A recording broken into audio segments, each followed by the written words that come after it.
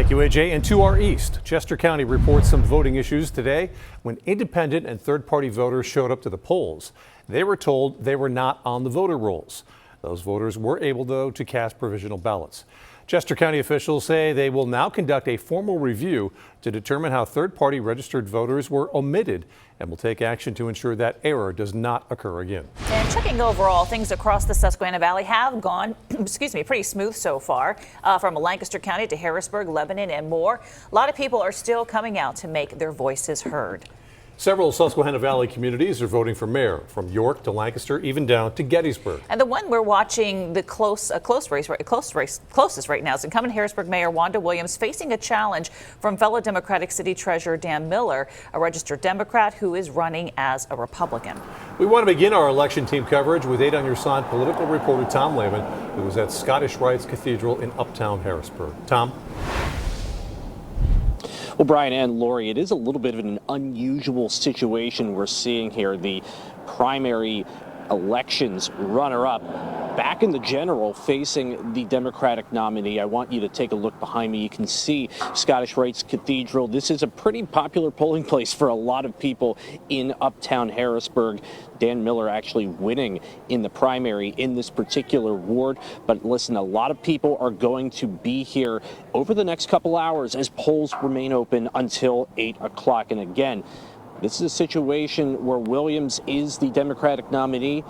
Her opponent, though, is also a registered Democrat, and he is a Republican nominee as far as the ballot is concerned. So how did we get here?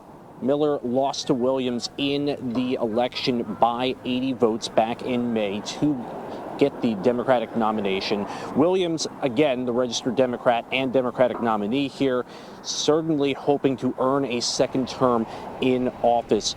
We've seen some pretty steady traffic here and at other polling locations throughout the day. I talked to both Miller and Williams earlier today, asking them how confident they are as they headed into the home stretch for this race. I feel great. I mean, I have a great team. We've been having a lot of fun. We're getting great reception at the doors, so we'll see what happens. Excited. I'm feeling wonderful. I'm feeling like I'm victorious. I'm claiming it. Certainly a lot of confidence from Mayor Williams earlier today, but we're going to have to see what the results show. This was a close race back in May during the primary. Again, Williams only winning by 80 votes in that contest. The third place finisher, City Councilman Lamont Jones, had 1,100 people voting for him. Certainly Miller trying to get a share of those voters. We'll see if they come out and support either candidate in any particular big numbers. But for now, here in Harrisburg, Tom Lehman, WGAL News 8. All right, Tom, thank you. And voters in Lancaster also voting for the city's next mayor there. Democrat Jamie Arroyo is running against Green Party candidate Tony Dastra and Independent JS Woody Chandler. We caught up with Arroyo and Dastra today about today's contest and the arguments that they are making to lead the Red Rose City. I'll be mayor for everyone. You know, my job is to make decisions that affect everyone in our community, and I'll make sure that the decisions that are made to benefit everyone in our community. I have a broad array of experiences in municipal government, and I think that's the perfect mix of experiences to be the mayor. And we did reach out to JS Woody Chandler. He did not get back to us. As we mentioned, Lancaster and Harrisburg are not alone in electing a mayor. In York, Democratic mayoral candidate Sandy Walker is running unopposed. Lebanon incumbent Sherry Capello, a Republican, is facing off against Democrat Cesar Liriano. Incumbent Gettysburg Mayor Rita Freeling is running as a Republican after losing the Democratic nomination to Councilman Chad Allen Carr by less than 50 votes. In Columbia, Lancaster County Democrat Jasmine Preston challenging Republican incumbent Mayor Leo Lutz. It's Lutz's first challenge in a decade. And polls in Pennsylvania close at 8 o'clock tonight. That's also the deadline for when your county election office must receive those mail-in or absentee ballots. And our election coverage does not stop here, of course. Coming up on News 8 at 5:30, News 8's McKenna Alexander and Thesmia Mahfouz are breaking down some of the other big races for school board and also the retention vote for the state Supreme Court. And throughout the evening, we'll have the updates on the results on air, also online. It's election coverage that you can count on.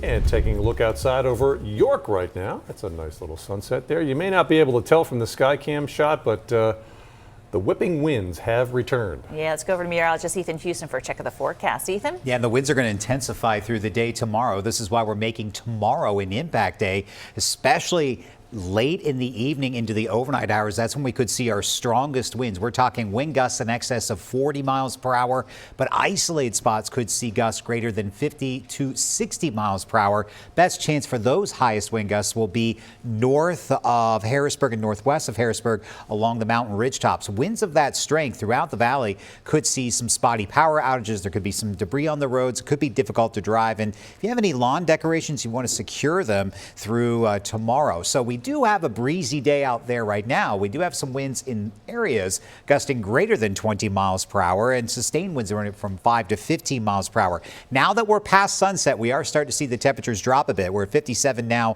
in Harrisburg and 55 if you're joining us from Lancaster. Skies are clear, so no action out there on live Local 8 radar, but we're keeping an eye on some showers and some cloud cover back over southwestern Pennsylvania. If you're watching us in Franklin County, you could get clipped by some clouds, perhaps some sprinkles, but the rest of the valley should stay clear to mostly clear this evening. Lows tonight will be down into the upper 30s, but be prepared for those wind gusts to pick up through the day tomorrow. And then after sunset, shower chances will be possible. We're dry for Thursday, and then shower chances return late in the evening again on Friday. I'll talk about this more coming up in the 10-day forecast.